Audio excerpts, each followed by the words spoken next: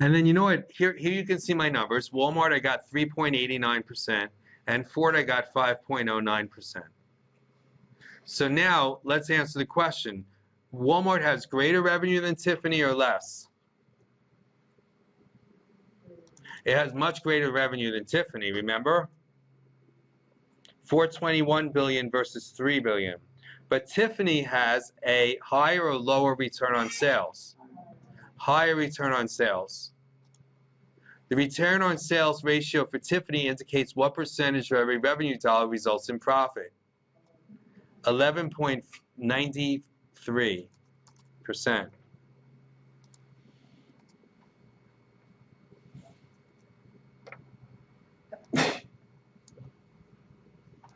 But Walmart, it's only what? 3.89.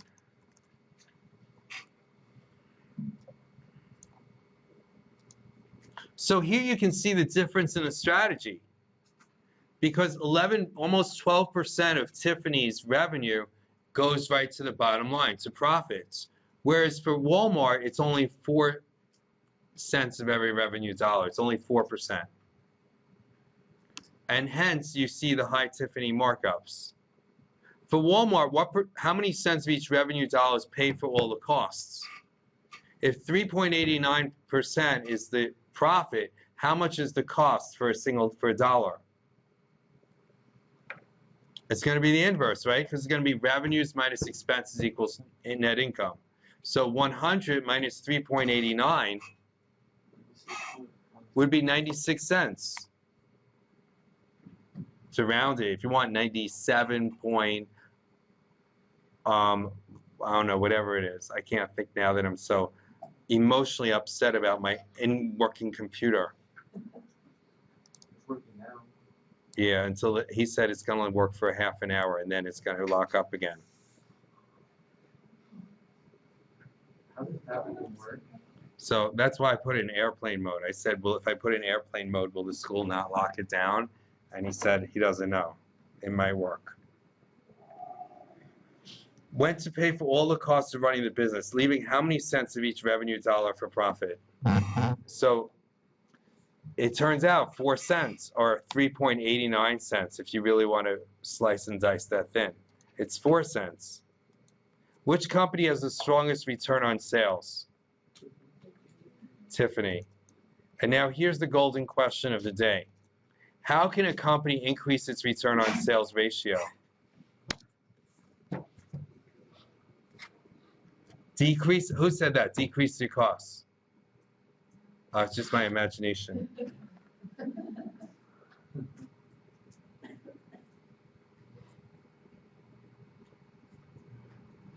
Yeah? Oh, you said decrease your costs? Excellent. I'm going to give you a gold star today. Okay, thank you. What's another way? Increase prices.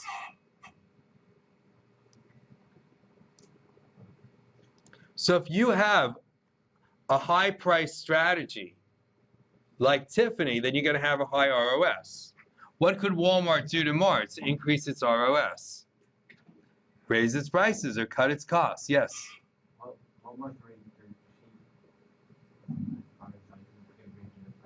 cheap.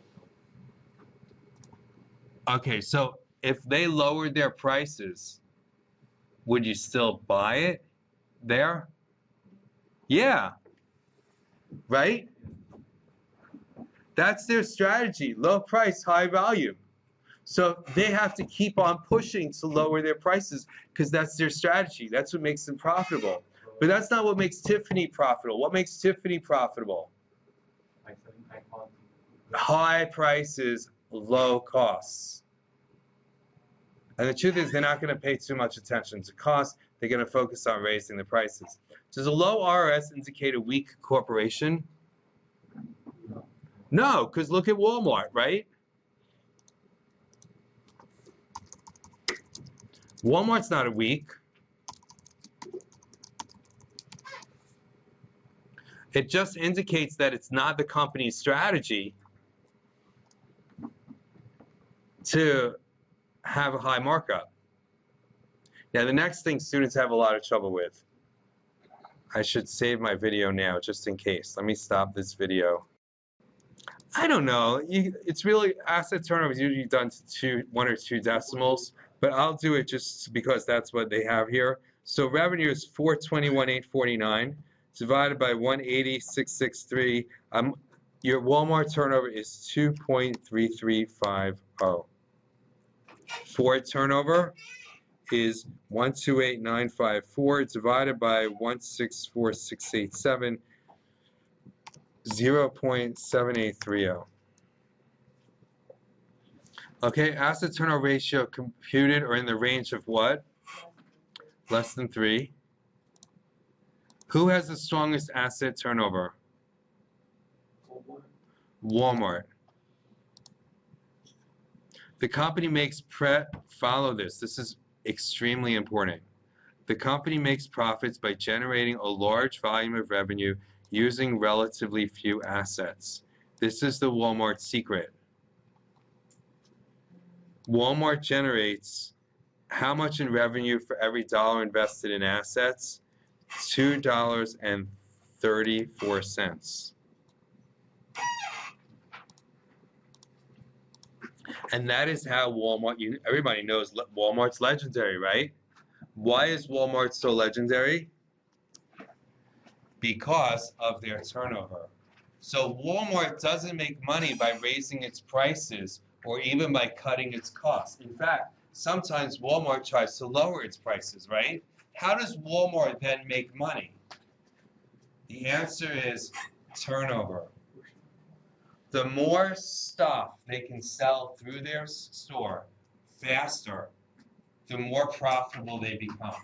That is the strategy. That's why, if you've noticed, it's not an old thing that Walmart sells groceries.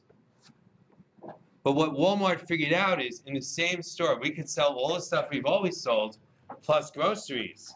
Might as well. And so the more things that we can sell out of its store, and the more quickly we can sell it, the better. Another strategy of Walmart's, by the way, is how they move merchandise through their system. It's called logistics. So they have to buy merchandise, warehouse it, and send it to the stores. If a customer comes to the store to buy something and it's not there, that's a failure. On the other hand, if you stock things on the shelf that customers don't buy, that's a failure too. That's wasted assets. So the more likely you can stock exactly the right stuff that customers want, when they want it, the more profitable you're going to be. That's the Walmart philosophy. The right item is in the right store at the right time for the right customer. You come in to buy, whatever, a pair of scissors, and Walmart has a pair of scissors there for you. What if there's no pair of scissors? Lost sale. What if there's 12 pairs of scissors and you're only buying one, and the other 11 are going to sit on this shelf for the next 6 months? That's also a failure. So by using computer technology, Walmart will try to predict what it needs to have in its stores at any given time and move it into the stores as quickly as possible. Unfortunately, Walmarts in New Jersey are really pretty lousy, but if you go outside state, if you go to the south or the west, they're unbelievable, right? You're nodding your head because you know. And when you go to the one in Secaucus, and it's just horrible. But I know from grad school when I was in Austin, right? Walmart's where it's at, and they're open 24 hours because all night long they're restocking the shelves. And during the daytime, it's just crazy there. And that's the happening place in town. And you might laugh about it, but the store is engineered to sell as much stuff as they possibly can using the amount of space they have. What? Oh, it is? It's 24 hours? I don't know. Maybe Secaucus is too, but I went to, oh, you know what we went to? I'm in airplane mode, so I can't show you. Yeah, that's what you do. Wait, what did you do? What? There's a restaurant you can eat breakfast, lunch, and dinner, get your hair cut, your nails done, your car fixed, your tires Yeah, go on. Tires done, everything. Literally, like an eye doctor within the Yeah, and get your eyes checked too. Everything. And then buy groceries and go home. And you can You go to the doctor? At the Walmart after my school, there's a doctor. You spend the whole day at home easily. It was, and you could get things done. It's like a whole little mall in a store. We drove I drove cross country with my kids a few years ago, and we were in the Walmart in Bozeman, Montana. You were there? It really puts Tiffany to shame. You cannot believe how nice this place was, and the view. Yeah. The view is unbelievable. Like, right, huh? I said I would eat lunch there for the Yeah, the view there was unbelievable. It was just like next to this huge mountain and stuff. And again, it was beautiful. It was spick and span clean.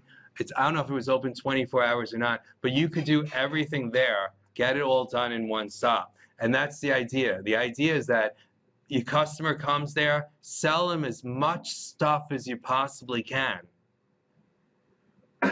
Your markup might be low, but the more you can sell that customer in that visit, the more profitable you're going to be. It's all on volume. You know the expression, make it up in volume? That's exactly what they're doing here. You're going to make it up in volume. And it's a beautiful strategy, very different from the other two companies that we're talking about here. Now let's look at return on assets. It's 132, and the computer has not yet frozen up. Professor Holton is outsmarted. I have outsmarted. Okay, the information technology at Seton Hall, Corrigan Hall is doing everything to stop me, and they can't. Isn't this amazing? They're trying to lock me out, and I'm not going to let them do it, man. We're just going to keep on going, and we are going to have a successful class no matter what they try to do to us. Okay, and I just put that on recording. It's gonna, and I'm gonna probably get in trouble for saying that. Okay, return on assets. They're spying on me right now. You know, the Seton Hall NSA is gonna come after me. So we have another idea. So that's turnover. Squeeze as much sales out of your assets as you can. But there's one more level that's even higher than that, and that's squeezing as much profit out of your assets. It's one thing if you can sell stuff. It's another thing if you can make profits off of your assets. So think about it. Walmart's not at such a great advantage here because Walmart's profit margins are so low. ROA then is a measure of how much profit you can squeeze out of your assets. And it's the ultimate test because what you got to do here is not only do you have to get your prices high and your costs low, but you have to have high productivity also. The computation is net income divided by total assets. So you can see for Tiffany, it's 9.85%. Very nice. For Walmart, 16,389 divided by 180,663 is 9.07%.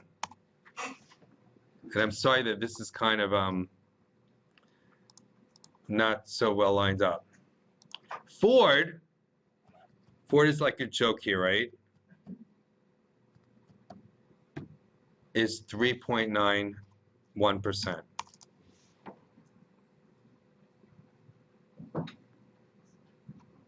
Now, here's the trick. This is really cool. You probably don't believe me. Like, professor, he's a camp professor. How could he be the ultimate arbiter of what's cool and what's not? But watch this. It's really neat. So first of all, you can see here that when it comes to return on assets, Walmart has one way, Tiffany has another, and Ford has like in the middle. And yet, in terms of return on assets, they're both about the same, around 9%. Watch what happens now. Look at this. What we could do is, if you mathematically, you could show that return on sales times asset turnover is equal to return on assets. And I'll show you how. Return on sales is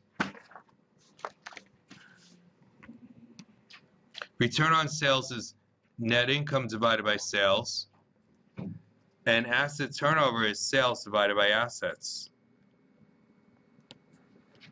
So if you multiply one by the other, You get net income divided by assets, return on assets, because the sales cancels out.